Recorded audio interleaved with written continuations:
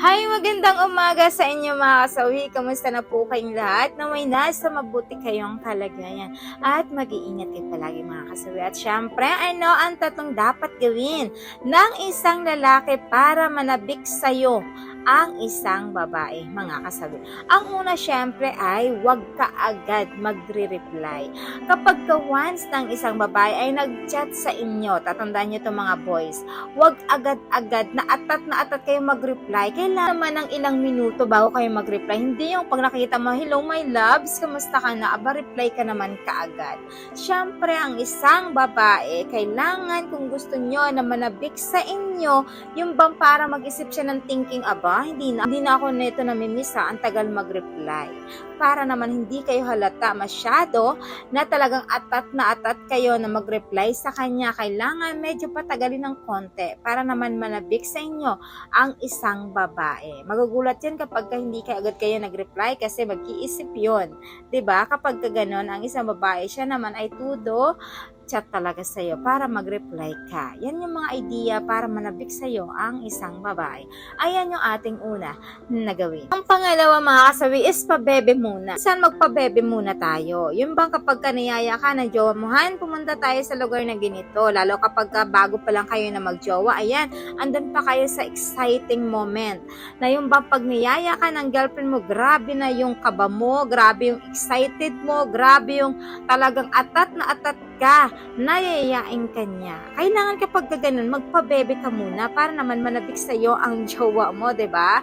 So, baka pag niyaya ka, pag-iisipan ko pa, tingnan ko pa kasi may mga bagay pa ako na gagawin. Pero kahit wala naman, para naman hindi masyado mahalata ng isang babae na talagang takam na takam ka na makasama mo siya. Ayan yung ating pangalawa na gawin. Pangatlo mga kasawi is huwag masyadong magpahalata na excited ka na kasama siya. Alam niyo ba mga kababaihan, para manabik sa'yo, kapag kayo ay may pupuntahan, syempre ikaw kunwari, papilit, yung bang ay, baka hindi ako pwede ngayong linggo kasi may gagawin ako. Yung mga tipo na mga ganon.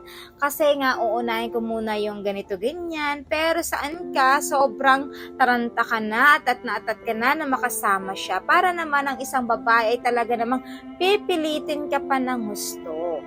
Parang isang babae lalo ay the more na umaayaw ka ay mas lalo silang pumipilit. Kasi gustong-gusto yun ng mga kababaihan na kapag sila ay hinihindian, mas gustong-gusto nila yon na talagang mapapayag ka. Ganun yung mga kababaihan. Ayan yung ating pangatlo na gawin. At syempre, hindi mawawala yung aking advice sa topic na ito. Sa mga boys, lang yung tatandaan.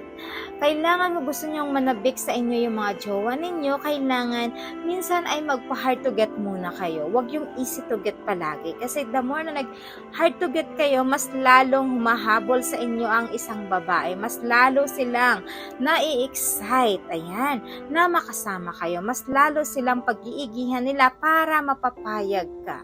Kasi kapag ka nakikita kasi ng isang babae na ay, ang bilis naman nito, wala na siya. So, ending nito ay hindi na siya nananabik sa'yo. Yung ending na ay okay lang yun sa kanya kasi alam ko naman na kayang-kaya yan, papayag yan, 'di ba? Yung mga ganong moment. Kailangan yung mga pabebe time naman, okay lang yun, minsan gawin niyo yan sa mga kababaihan, hindi yun masama, 'di ba?